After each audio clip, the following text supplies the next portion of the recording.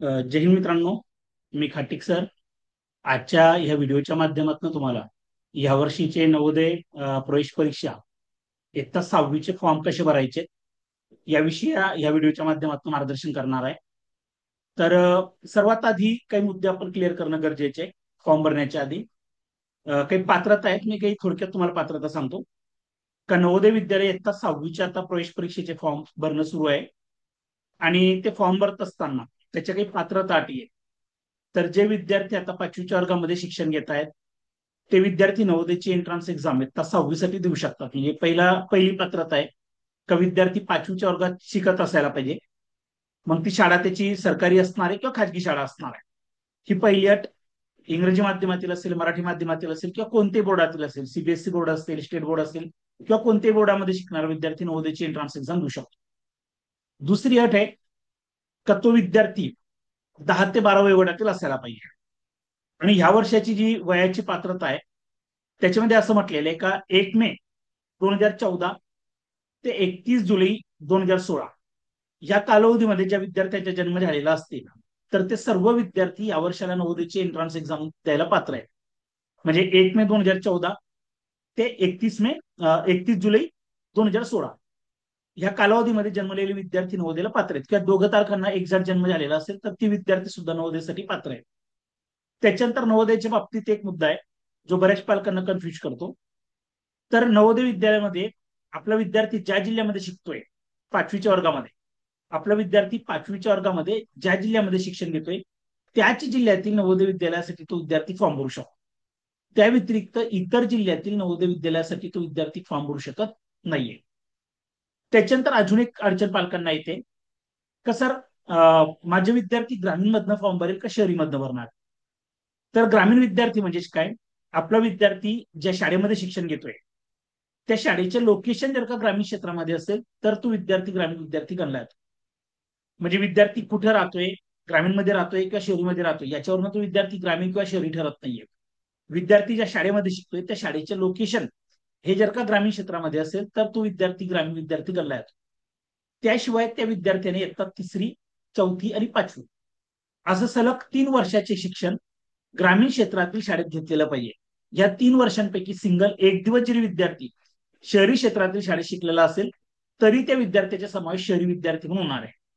त्याच्यामुळे फॉर्म भरत असताना आपण आपला विद्यार्थी ग्रामीणमध्ये का शहरीमध्ये हे कन्फर्म करणं गरजेचं आहे. आता बरेच वेळेला मोठी शहरं असतात, त्याचे लगतची जी गावखेडे असतात ते एवढे प्रगत झालेले असतात की ते आपल्याला शहरी वाटतात, तर त्याच्यामुळे आपण त्याला शहरी क्षेत्र म्हणतो.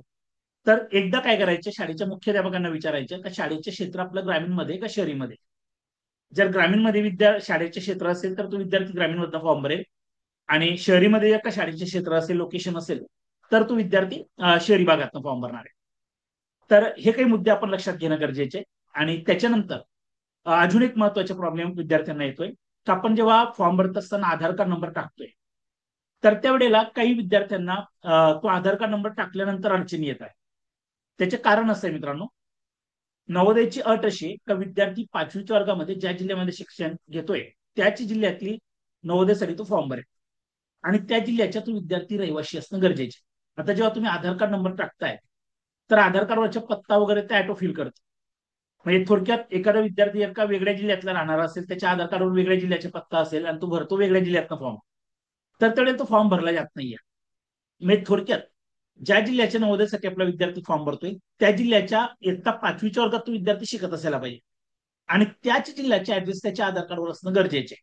जर ऍड्रेस अपडेट नसेल, आधार कार्डवरची माहिती जर का अपडेट नसेल तर तुम्ही आधार कार्ड नाही म्हणायचं आणि त्याला पर्यायी म्हणून आपण पालकांच्या रहिवाशी प्रमाणपत्र त्या ठिकाणी अपलोड करू शकतो. हे 2-3 मुद्दे बऱ्याच पालकांना अडचणीचे ठरत आहेत.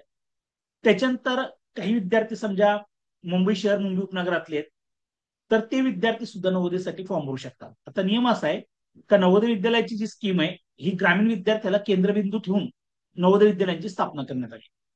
मात्र नियमानुसार असं आहे का एखाद्या जिल्ह्यामध्ये जर का जवाहर नवोदय विद्यालय नसेल तर तेथील विद्यार्थी शेजारी जिल्ह्यातील नवोदय विद्यालयासाठी फॉर्म भरू शकतो. म्हणजे मुंबई शहर, मुंबई उपनगरचे विद्यार्थी पालघर वगैरे सारख्या जिल्ह्यांसाठी फॉर्म भरू शकतात. नाही, थोडक्यात महाराष्ट्रातील प्रत्येक विद्यार्थ्याला संधी आहे. बरोबर, मग तो विद्यार्थी 5वीला पाहिजे, त्याचे वय 10 ते 12 वयोगटातील पाहिजे. आता बरेच वेळेला काय असतं का विद्यार्थ्याचं वय 10 ते 12 वयोगटात बसतं पण तो विद्यार्थी एक तर चौथीला असेल किंवा सहावीला असेल. तर चौथीला किंवा सहावीला असताना नवोदयची इयत्ता 6वी परीक्षेचे फॉर्म आपल्याला भरता येत नाही. 5वीला विद्यार्थी पाहिजे, म्हणजे 5वीला असतानाच तो नवोदयचे फॉर्म भरू शकतो. त्या व्यतिरिक्त इतर वर्गांना असताना 6वी नवोदयच्या फॉर्म तो भरू शकत नाहीये. आणि ही जी प्रवेश प्रक्रिया आहे मित्रांनो, आता फॉर्म भरणं, ही आपल्याला ऑनलाईन फॉर्म भरायचे. ठीक आहे. तर आपल्याला ऑफलाईन वगैरे कोणतेही फॉर्म वगैरे भरायचा नाहीये. तर आपण बघूया आता तो फॉर्म भरत असताना आपण कशा पद्धतीने तयारी करणं गरजेचे आहे. आणि त्याच्यानंतर मी एक प्रत्यक्ष तुम्हाला एक डेमो फॉर्म सुद्धा भरून दाखवणार आहे, म्हणजे तुम्हाला एक आयडिया येईल. ठीक आहे. तर बघूया आपण. नवोदय प्रवेश प्रक्रियेचे जे फॉर्म असतील मित्रांनो, ते ऑनलाईन आपल्याला अर्ज करायचे. मी ऑनलाईन अर्ज आपण आपल्या सायबर कॅफेवर भरू शकतो. ठीक आहे. किंवा काही वेळेला शाळेतले शिक्षक सुद्धा भरतायत. तर ऑनलाईन अर्ज भरत असताना आपल्याला नवोदयच्या अधिकृत वेबसाईटवर जायचे. ती वेबसाईट समोर मी तुम्हाला दिलेली आहे, https://नवोदया.gov.in. आणि या व्हिडिओच्या डिस्क्रिप्शन मध्ये सुद्धा मी नवोदयची अर्ज प्रणालीची जी लिंक आहे ती सुद्धा तुम्हाला देणार आहे. त्याच्यानंतर अधिकृत वेबसाईटवर जायचे. आणि त्याच्या आधी, आता फॉर्म भरायला जेव्हा आपण सुरुवात करतोय, तर त्याच्या आधी काही गोष्टींची पूर्वतयारी करणं आपल्याला खूप गरजेचं आहे. तर त्याच्यापैकी सर्वात महत्वाचे म्हणजे महत्वाची कागदपत्र आपल्याकडे अवेलेबल असणं गरजेचे. जेव्हा तुम्ही फॉर्म भरायला बसताय, तर तेवढे तुमच्याकडे काही डॉक्युमेंट्स असणं गरजेचे. त्याच्यापैकी सर्वात महत्वाचे, फॉर्म भरताना 10 KB ते 100 KB आणि जेपीजी फॉर्मॅटमध्ये काही आपल्याला डॉक्युमेंट्स लागतील. तर त्याच्यामध्ये पहिल्या नंबरचे डॉक्युमेंट्स असणार आहे विद्यार्थ्याच्या अलीकडील काळात काढलेला पासपोर्ट साईजचा फोटो. म्हणजे अगदी जुना फोटो नको पाहिजे, अगदी तेलकट तुपकट चुरगडलेला. ठीक आहे. अशा पद्धतीचे फोटो नको पाहिजे. अलीकडच्या कालावधीत काढलेला फोटो घ्यायचा आहे पासपोर्ट साईजच्या, ज्या फोटोमध्ये विद्यार्थ्याचा चेहरा स्पष्टपणे दिसेल, त्याचे दोन्ही कान स्पष्टपणे दिसतील, 80% कमीत कमी चेहरा त्याच्यामध्ये दिसायला पाहिजे. ठीक आहे. गॉगल वगैरे जर का विद्यार्थी घालत असेल तर ट्रान्सपरंट पाहिजे. ठीक आहे. वेडेवाकडे किंवा फॅन्सी जे गॉगल असतात ते गॉगल घालून त्या विद्यार्थ्याचे फोटो वगैरे नको पाहिजे. आणि व्यवस्थित फोटो, अगदी विद्यार्थ्याच्या अलीकडील काळात काढलेला पासपोर्ट साईजचा फोटो. आणि फोटो तो आपल्याला अपलोड करायचे फॉर्म भरताना. तर जेपीजी किंवा जेपीईजी फॉर्मॅटमध्ये त्या फोटोला अपलोड करायचे आहे. त्याची साईज असणार आहे 10 KB ते 100 KB दरम्यान. ठीक आहे. म्हणजे विद्यार्थ्याच्या फोटो.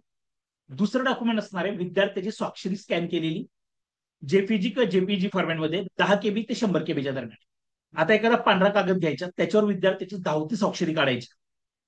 बरोबर. विद्यार्थ्याची स्वाक्षरी पाहिजे पांढऱ्या कागदावर. एक तर निळा पेनने तुम्ही सही करा, किंवा मग काळ्या पेनने सिग्नेचर करायची. लाल पेनने सिग्नेचर चालणार नाही. ठीक आहे. ती सिग्नेचर करायची आणि त्याला स्कॅन करायचे. आणि स्कॅन करत असताना त्याची जी साईज असणार आहे सिग्नेचरची, ती 10 KB ते 100 KB दरम्यान पाहिजे. त्याच्यानंतर तिसरं डॉक्युमेंट आहे ते म्हणजे पालकांची स्वाक्षरी. आणि ही जी स्वाक्षरी असेल ही सुद्धा पांढऱ्या कागदावर काळ्या किंवा निळ्या पेनने धावती स्वाक्षरी आपल्याला काढायची. बरोबर. पालकांची स्वाक्षरी. आणि ती आपल्याला अपलोड करायची आहे स्कॅन करून जेपीजी फॉर्मॅटमध्ये 10 KB ते 100 KB दरम्यान. त्याच्यानंतर चौथ्या नंबरचे डॉक्युमेंट्स आहे ते म्हणजे विद्यार्थ्याचा आधार कार्ड क्रमांक. बघा लक्षात घ्या, फक्त विद्यार्थ्याच्या आधार कार्डाचा जो क्रमांक आहे तो आपल्याला लागणार आहे. बरोबर. मग आता याच्या बाबतीत काही गोष्टीची काळजी घ्या. जर आधार कार्ड अपडेट असेल, म्हणजे विद्यार्थी ज्या जिल्ह्यातनं फॉर्म भरतोय त्या जिल्ह्याच्या पत्ता आधार कार्डवर असेल तर ठीक. बरोबर. तसं जर का आधार कार्ड अपडेट नसेल तर आपल्याला हा क्रमांक फॉर्म भरत असताना टाकायची गरज नाही. आणि आपल्याला आधार कार्ड अपलोड करायचे नाही तिथं. जर आधार कार्ड अपडेट असेल तरच आपल्याला आधार कार्डचे नंबर टाकायचे. अपडेट नसेल तर आपल्याला आधार कार्ड लागणार नाहीये. ठीक आहे. आणि अपडेट असेल तरी सुद्धा त्याला काही अपलोड करायची काही आवश्यकता नाहीये. त्याच्यानंतर फक्त आपल्याला नंबर लागेल जर का अपडेट असेल तर. जर अपडेट नसेल तर मग आधार कार्ड नो म्हणायचे. त्यावेळेला आपल्याला दुसरा पर्याय असणार आहे, तो म्हणजे पालकांच्या रहिवासी प्रमाणपत्र आपल्याला ऍड करायला लागणार आहे. ज्या विद्यार्थ्यांच्या आधार कार्ड अपडेट नसेल त्यांच्यासाठीच फक्त पालकांच्या रहिवासी प्रमाणपत्र लागणार आहे. जर आधार कार्ड अपडेट असेल, आधार कार्डवर सेम डिस्ट्रिक्टचा पत्ता वगैरे असेल तर तुम्हाला पालकांच्या रहिवासी प्रमाणपत्राची आवश्यकता नाही. बरोबर. मग समजा आता एखाद्या विद्यार्थ्याचे आधार कार्ड अपडेट नसेल तर त्याला पर्याय काय असणार आहे का पालकांचे रहिवासी प्रमाणपत्र आपल्याला या ठिकाणी अपलोड करायचे. मग आता पालकांच्या रहिवासी प्रमाणपत्र कोणतं लागेल, तर नोटिफिकेशन मध्ये असं म्हटलेलं आहे का कोणतेही सक्षम शासकीय अधिकाऱ्याकडनं घेतलेला रहिवासी पुरावा आपल्याला रहिवासी पुराव्याच्या प्रमाणपत्र त्या ठिकाणी आपल्याला अपलोड करायचे. मग त्या सक्षम शासकीय अधिकाऱ्याची काही व्याख्या वगैरे म्हटलेली नाहीये. म्हणजे कोणतेही शासकीय अधिकारी असतील, मग ते तहसीलदार असतील, नायब तहसीलदार असतील, बरोबर, ग्रामसेवक असतील, तलाठी असतील, किंवा असं कोणतंही शासकीय प्रूफ तुमच्याकडे पाहिजे ज्याच्यावर शासकीय अधिकाऱ्याची सही शिक्का पाहिजे. ठीक आहे. मग त्याच्यामध्ये समजा घरभाडे करारपत्र असेल, जर तुम्ही रेंटने राहत असाल तर रेंट अग्रीमेंटची प्रत, ज्याच्यावर अधिकाऱ्यांची सही आणि स्वाक्षरी आहे, ते पेज तुम्ही त्या ठिकाणी अपलोड करू शकता. त्याच्यानंतर जर का तुम्ही शासकीय नोकरीला आहे तर तेवढ्याला कार्यालय प्रमुखाचा दाखला तुम्ही अपलोड करू शकता. शासकीयला जर का असाल तर कार्यालय प्रमुखाचा दाखला, जर का तुम्ही प्रायव्हेट जॉबला असाल तर तेवढ्याला प्रायव्हेटचे कार्यालय प्रमुखाचा दाखला आपल्याला लागणार नाहीये. बरं, जर का तुम्ही शासकीय कर्मचारी असाल तर तुमच्या कार्यालय प्रमुखाचा दाखला सुद्धा चालेल. त्याच्यानंतर शासकीय अधिकाऱ्यांनी दिलेले रहिवासी प्रमाणपत्र. बरोबर, आता रहिवासी प्रमाणपत्र ऑनलाईन सुद्धा उपलब्ध होतं. एक 2-4 दिवसामध्ये तुमचं सहज रहिवासी प्रमाणपत्र निघू शकतं. तर ते रहिवासी प्रमाणपत्र सुद्धा तुम्ही त्या ठिकाणी अपलोड करू शकता. आणि हे रहिवासी प्रमाणपत्र जे असेल मित्रांनो, हे सुद्धा आपल्याला स्कॅन करायचे जेपीजी आणि जेपीजी फॉर्मॅटमध्ये. साईज लागेल त्याची 7 KB ते 300 KB दरम्यान. ठीक आहे. जर आधार कार्ड नसेल तरच आपल्याला रहिवासी प्रमाणपत्र लागणार आहे. जर विद्यार्थ्याचे आधार कार्ड अपडेट असेल तर रहिवासी प्रमाणपत्राची आवश्यकता नाहीये. त्याच्यानंतर पुढचा मुद्दा असणार आहे तो म्हणजे जातीचा दाखला. आता जातीचा दाखला कोणाला लागणार आहे आणि कोणाला नाही लागणार. जर आपला विद्यार्थी ओपन कॅटेगरीतनं फॉर्म भरतोय, म्हणजे जनरल मधनं जर का तो विद्यार्थी फॉर्म भरत असेल तर त्या विद्यार्थ्याला जातीचा दाखला अपलोड करायची आवश्यकता नाहीये. आणि आपल्याला फॉर्म भरत असताना जातीचा दाखला अपलोड करायचा मित्रांनो, लक्षात घ्या.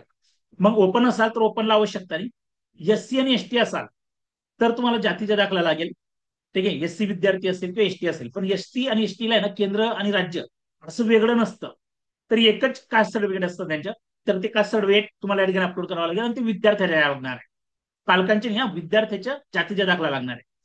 त्याच्यानंतर जे विद्यार्थी ओबीसी असतील तर त्या विद्यार्थ्यांच्या सेंट्रल गव्हर्नमेंटच्या ओबीसीच्या कास्ट सर्टिफिकेट आपल्याला लागणार आहे. मग आता ह्या जातीच्या दाखल्या बाबतीत त्यांना बऱ्याच पालकांना अडचणी येत आहे. तर आपल्याकडे होतं काय का आपण शेवटी शेवटी फॉर्म भरायला सुरुवात करतो आणि तेव्हा आपल्याला कळून चुकतं का माझ्याकडे अमुक अमुक डॉक्युमेंट्स नाहीये आणि तेव्हा आपली तारांबळ उडते. आता मी जेव्हा या व्हिडिओमध्ये सांगतोय तुम्हाला का जातीचा दाखला लागेल तर काही पालक चिंतेत पडले असते कसं माझ्याकडे तर जातीचा दाखला नाही किंवा माझ्या आहे पण विद्यार्थ्याच्या नाही आणि मी अपलोड करायला सांगतोय तुम्हाला विद्यार्थ्याचे. तर इथं लक्षात घ्या जातीचा दाखला एससी आणि एसटीला लागणार आहे. ओबीसीला सेंट्रल गव्हर्नमेंटचे लागणार आहे, स्टेट गव्हर्नमेंटचे लागणार नाही. आता समजा जर का तुमच्याकडे जातीचा दाखला विद्यार्थ्याच्या नसेल तर तुम्ही प्रकरण टाकून द्या. बरोबर, इमर्जन्सी वगैरे काही फीज असेल तर ती भरून तुम्ही इमर्जन्सीमध्ये जातीचा दाखला काढून घ्या.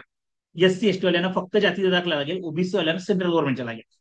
आणि खूप प्रयत्न केल्या आणि उपलब्ध झाला नाही समजा जातीचा दाखला तर त्यावेळेला तुम्ही स्टेट गव्हर्नमेंटचे असेल ते सुद्धा अपलोड करू शकतात. म्हणजे जर का विद्यार्थ्याची उपलब्ध नसेल तर तुम्ही पालकांच्या उपलब्ध करून घ्या तात्पुरतं.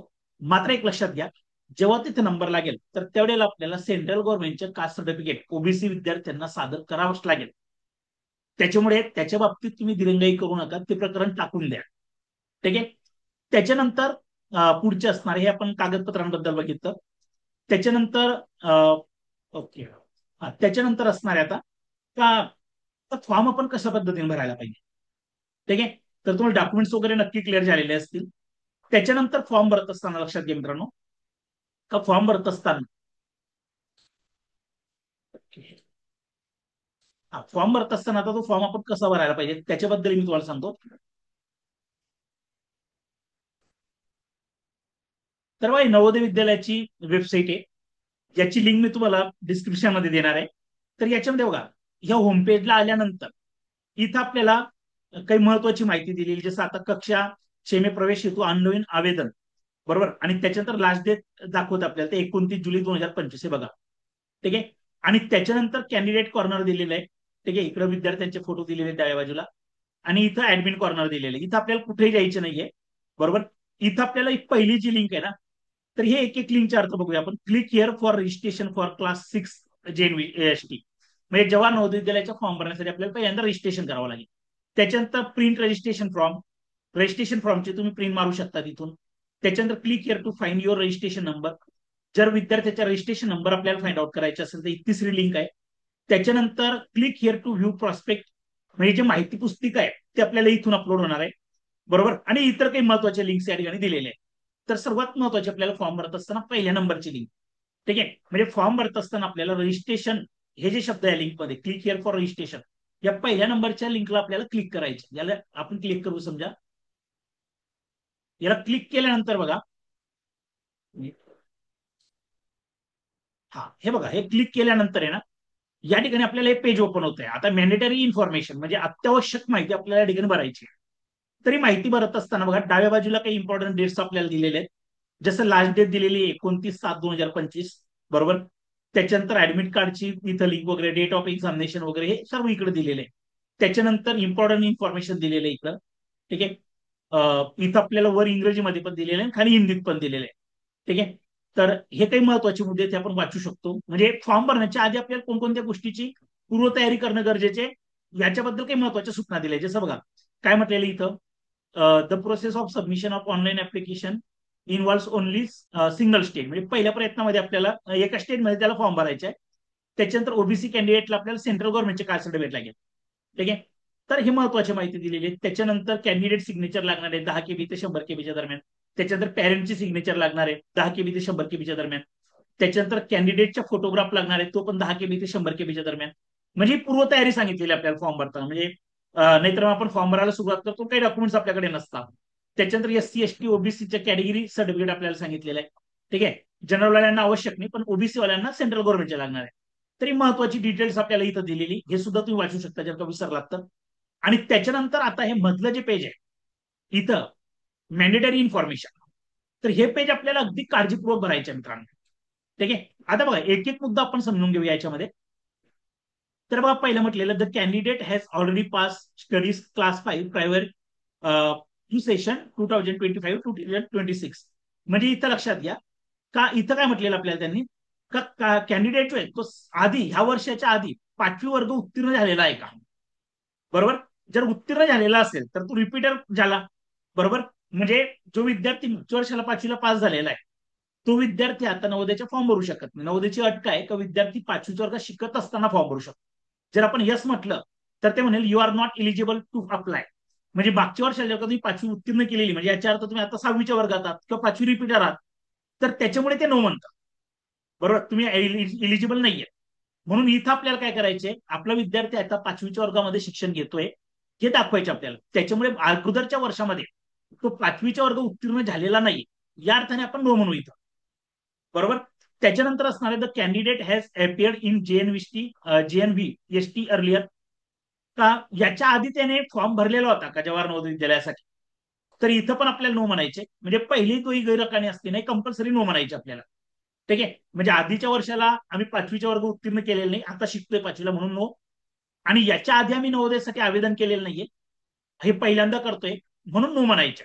म्हणजे अगोदर केलेला नव्हता या अर्थाने नो. त्याच्यानंतर have you read the prospect. तुम्ही प्रॉस्पेक्ट वाचन केलेलं आहे का, तरी वाचन केलेलं आहे असं म्हणायचं. जर वाचन नाही केलं तर मग ते आपल्याला प्रॉस्पेक्ट वाचन करायला म्हणेल, तर आपण म्हणायचं का प्रॉस्पेक्ट आम्ही वाचन केलेलं आहे. त्याच्यानंतर पुढचं म्हटलेलं आहे whether your district of residence and class 5 study in same.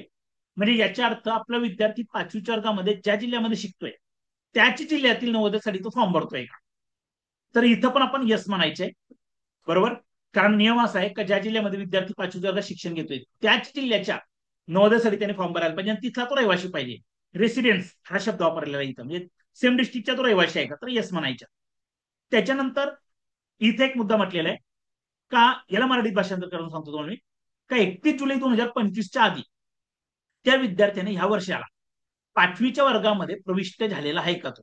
म्हणजे आता जे चालू शैक्षणिक वर्ष आहे त्या शैक्षणिक वर्षामध्ये 31 जुलै 2025च्या आधी त्याने 5वीच्या वर्गामध्ये प्रवेश घेतलेला आहे का, तर हे पण आपण यस म्हणायचं. म्हणजे इथं लक्षात घ्या 31 जुलै 2025च्या आधी आपल्याला 5वीच्या वर्गात कोणत्या तरी शाळेमध्ये नाव विद्यार्थ्याचे टाकायचे. जर का तुम्ही 31 जुलै 2025च्या नंतर ऍडमिशन घेतलं कोणत्याही शाळेमध्ये 5वीच्या वर्गामध्ये, तर तो विद्यार्थी अप्लिकेबल राहणार नाहीये. त्याच्यामुळे बघा 31 जुलै 2025च्या आधी आपण 5वीच्या वर्गात प्रविष्ट झालेलो पाहिजे. त्याच्यामुळे इथं यस म्हणायचे. आणि त्याच्यानंतर do you have Aadhaar number, तर जर तुमचं आधार कार्ड अपडेट असेल तर यस म्हणा. बरोबर. जर तुम्ही यस म्हटलं तर या ठिकाणी तुम्हाला आधार कार्डचे जे 12 अंक असतात ते 12 अंक आपल्याला टाकायचे. म्हणजे थोडक्यात बघा आधार कार्ड अपडेट आहे कशावरनं, आधार कार्डवर सेम डिस्ट्रिक्टचा पत्ता पाहिजे, जिथं विद्यार्थी शिकतोय 5वीच्या वर्गामध्ये तिथला पत्ता पाहिजे, आधार कार्डशी मोबाईल नंबर वगैरे लिंक पाहिजे. ठीक आहे. तर हे मुद्दे लक्षात ठेवा.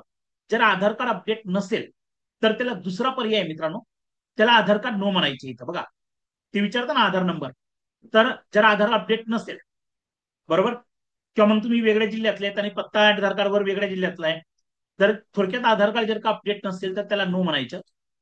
समजा आपण इथं नो म्हटलं याला इथं, तर आता एकदा ते आपल्याला कन्फर्म करायला म्हणतं. ठीक आहे. Your registration will be provisional. बरोबर. आधार कार्ड नाही तर तुमचं प्रोव्हिजनल रजिस्ट्रेशन. तर इथं आपण म्हणायचं येस. आणि या ठिकाणी बघा मित्रांनो आता आधार कार्ड अपडेट नसल्यामुळे आपण नो म्हटलं, आणि नो म्हटल्यानंतरच आपल्याला आहे ना इथे एक पेज ओपन झालेलं आहे. तर याच्यामध्ये काय म्हटलेलं आहे त्यांनी का, इधर बघा, जिस जिले में अभ्यर्थी कक्षा 5 में पढ़ रहा है उसके माता पिता का कोई भी सरकार द्वारा अनुमोदित निवास प्रमाणपत्र अपलोड करे. म्हणजे इथं बघा पालकांचे आहे ना रहिवासी प्रमाणपत्र आपल्याला अपलोड करायचे. आणि ते पण काय म्हटलेलं, कोई भी सरकार द्वारा अनुमोदित निवास प्रमाणपत्र. म्हणजे इथं कोणत्या अधिकाऱ्याकडनं घ्यायचे असं पर्टिक्युलर म्हटलेलं, फक्त सरकारी पुरावा पाहिजे आपल्याकडे का हा व्यक्ती अमुक अमुक जिल्ह्यामध्ये राहतोय. ठीक आहे, त्याच्यामुळे इथं बघा फक्त पालकांच्या रहिवासी प्रमाणपत्र. ठीक आहे, मग आता त्याच्यामध्ये बघा ते पण आपल्याला 50 KB ते 300 KBच्या दरम्यान जेपीजी फॉर्मॅटमध्ये अपलोड करायचे, म्हणजे स्कॅन करायच्या जेपीजी फॉर्मॅटमध्ये 50 KB ते 300 KBच्या दरम्यान पाहिजे, आणि तो या ठिकाणी आपल्याला अपलोड करायचा आहे. मग इथं बघा, इथं चूज फाईलवर आपण क्लिक केलं का आपल्या डिव्हाइसमध्ये येऊ आपण, आणि इथं डिव्हाइसमध्ये गेल्यानंतर ओके मी माझ्या डिव्हाइसमध्ये गेलेलो आता, आणि इथून मी तुम्हाला काही डेमो डॉक्युमेंट्स या ठिकाणी अपलोड करतो.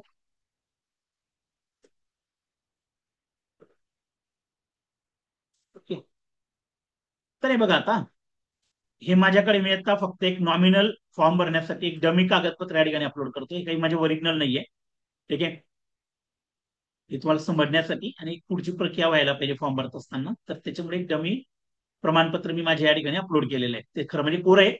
ठीक आहे, पण तुम्हाला ते तुमच्या पालकांच्या भरलेलं ते या ठिकाणी अपलोड करावं लागेल, आणि त्याच्यानंतर आपण याला सबमिट करू. आता हे बघा सबमिट झालं, म्हणजे रजिस्ट्रेशन आपण यशस्वीपणे केलेलं आहे. आता फक्त आपण रजिस्ट्रेशन केलेले, आता खरं म्हणजे आपल्याला ऑनलाईन आवेदन करायचे. आता बघा इथं म्हटलेलं जवाहर नवोदय विद्यालय में कक्षा 2026-27 में प्रवेश के लिए आवेदन, ऑनलाईन आवेदन. म्हणजे आता आपण आवेदन करतोय. तर इथं बघा डाव्या बाजूपासून सुरुवात करायची फॉर्म भरायला. आता इथं म्हटलेले उस राज्य का चयन करे जिसमें अभ्यर्थी कक्षा 5 में पढ़ रहा है. म्हणजे आपला विद्यार्थी ज्या राज्यामध्ये 5वीच्या वर्गात शिक्षण घेतोय त्या राज्याची आपल्याला निवड करायची. ठीक आहे, आपला विद्यार्थी समजा महाराष्ट्रात आपण शिकतोय तर आपण महाराष्ट्र निवडू. ठीक आहे, हे महाराष्ट्र आपण निवडलं. महाराष्ट्र सिलेक्ट केल्यानंतर बघा आवासीय राज्य महाराष्ट्र ऑटोफिल झालं.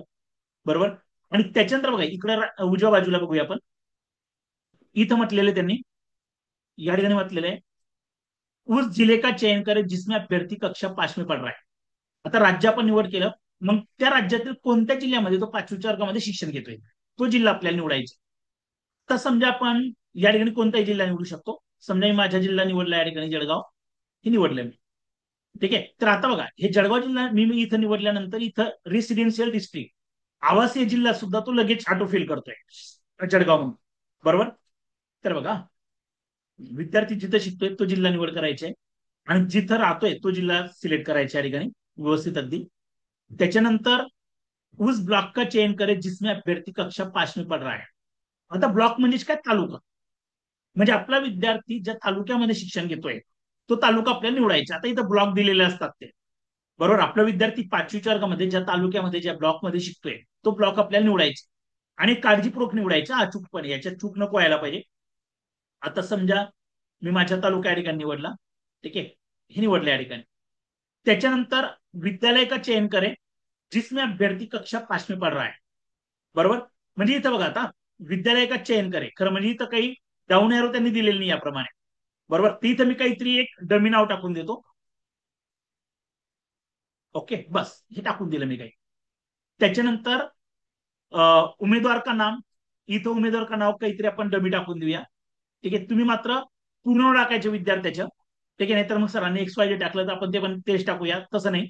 विद्यार्थ्याचे पूर्ण नाव तुम्ही टाकायचे इथं इंग्लिश लेटरमध्ये. त्याच्यानंतर मोबाईल नंबर टाका, काहीतरी मोबाईल नंबर तुम्ही टाकू शकता इथं. तुमचे जे ओरिजिनल मोबाईल नंबर आहे तो टाका, मी तुम्ही अंदाजे नंबर टाकतो इथं.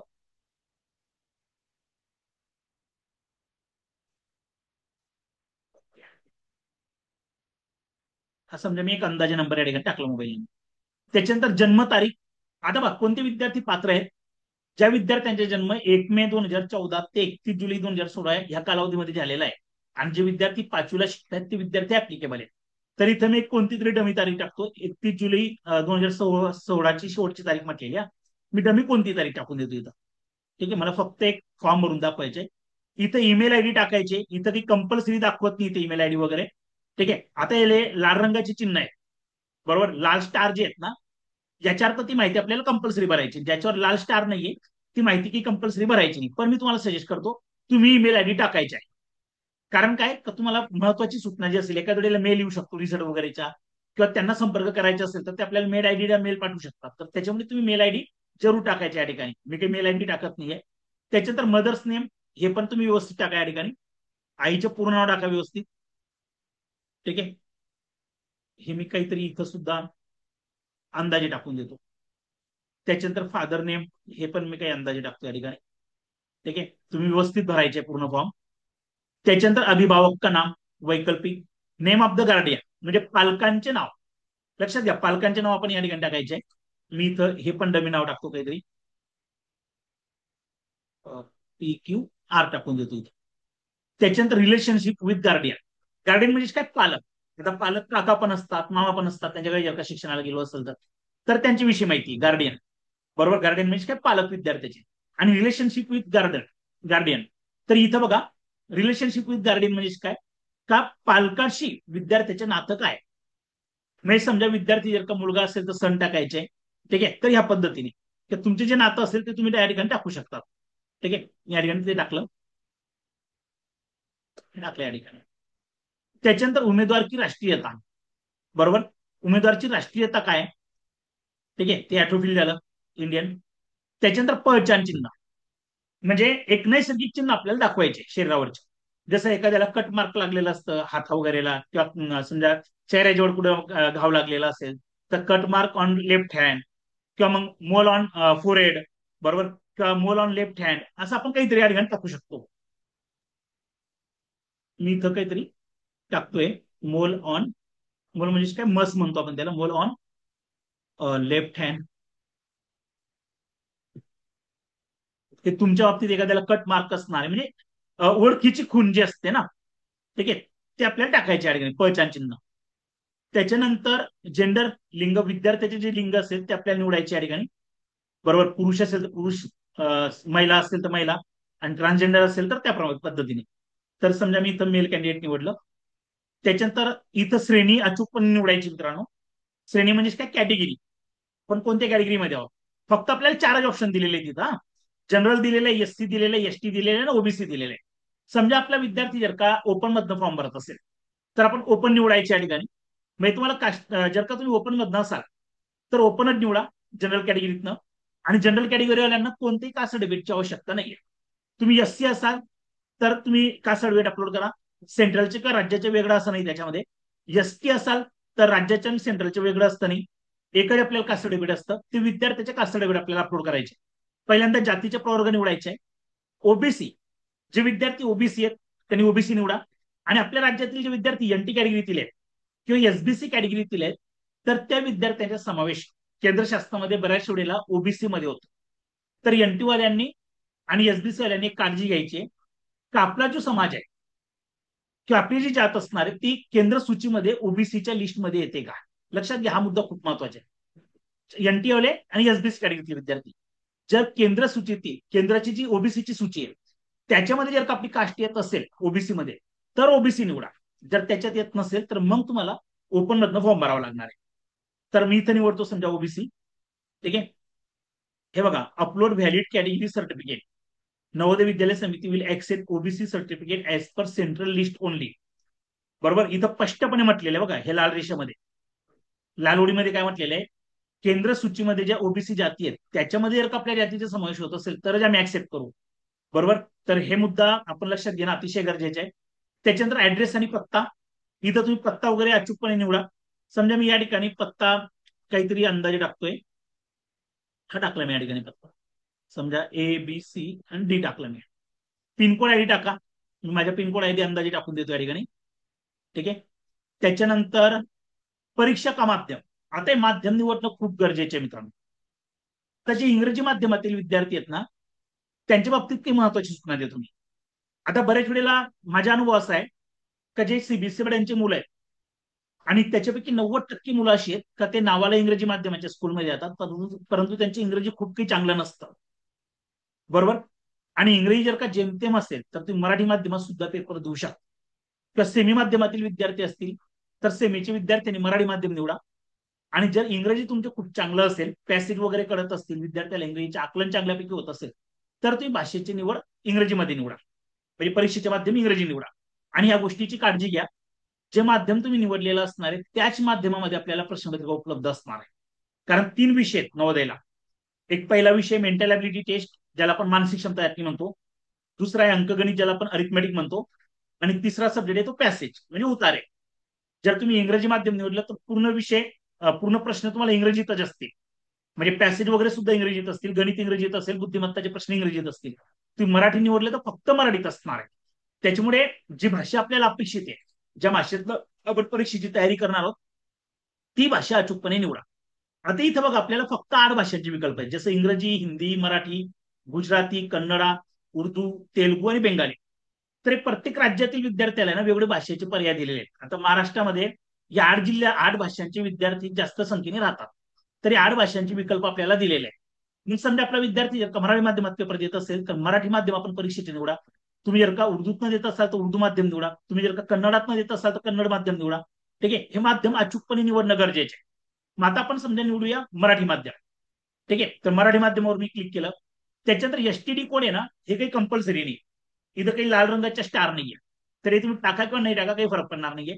टेलिफोन नंबर जर का तुमच्याकडे असेल तर टाका, पण काही कंपल्सरी नाही तो सुद्धा. त्याच्यानंतर डिसेबिलिटी, विकलांगता यदि हुई हो, म्हणजे जर का कोणी विद्यार्थी दिव्यांग असणार आहे, ठीक आहे, तर त्या विद्यार्थ्या संबंधात इथं माहिती विचारलेली आहे. आता विकलांगता 3 पद्धतीची आहे. एक ऑर्थोपेडिक, बरोबर, म्हणजे अस्थिव्यंग. त्याच्यानंतर व्हिज्युअल, म्हणजे नेत्रदोष असेल. आणि हिअरिंग, म्हणजे काय म्हणू आपण त्याला, कर्णदोष असणार आहे. तर ह्या पद्धती म्हणजे श्रवण दोष ज्याला आपण म्हणूया. तर हे 3 असणार या ठिकाणी.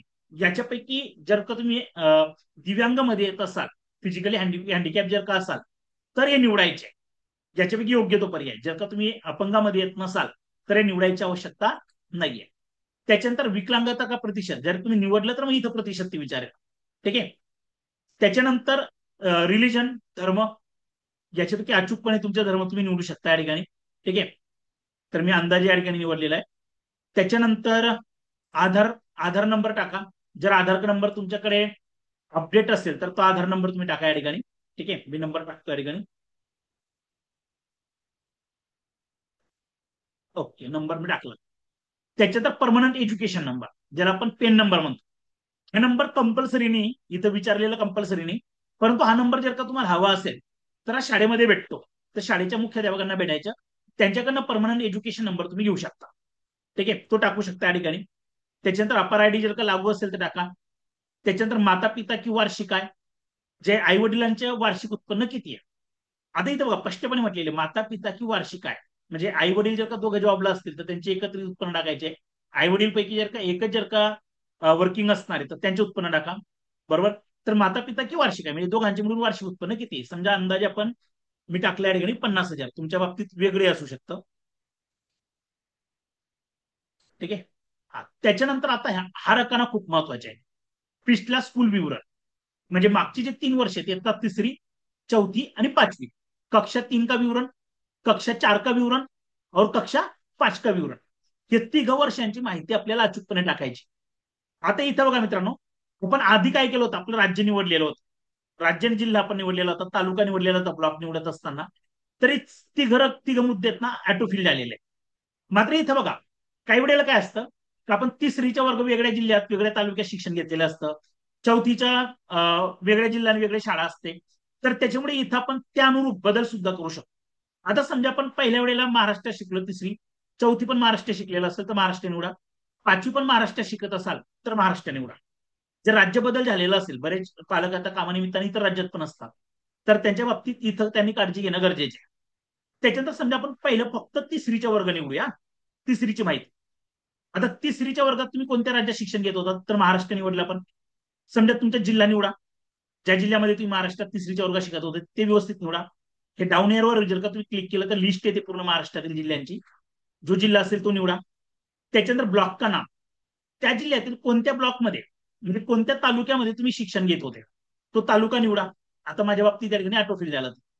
ठीक आहे, तुम्ही याला चेंज पण करू शकता ना, जर का तिसरीचा वर्ग वेगळा असेल, चौथीचा वेगळा असेल तर त्याप्रमाणे बदल करू शकता तुम्ही 3 वर्षांमध्ये. त्याच्यानंतर गाव का नाव, मग आता बघा, गाव का नाम, आता गावाचे नाव तुम्ही या ठिकाणी टाकू शकता. समजा मी माझं नाव माझ्या गावाचं नाव टाकलं. ठीक आहे. त्याच्यानंतर स्कूल का नाम, इथं पण मी स्कूलचे नाव टाकलं, माझ्या स्कूलचे नाव. ठीक आहे, तुम्ही तुमच्या स्कूलचे नाव टाकू शकता. त्याच्यानंतर रिकॉग्नाइज, ते शाळा मान्यता प्राप्त आहे का. बघा आता बरेच पालक इथे आहे ना कन्फ्युज असतात. मान्यता प्राप्त म्हणजे याच्या अर्थ सरकारीच असते असं नाही.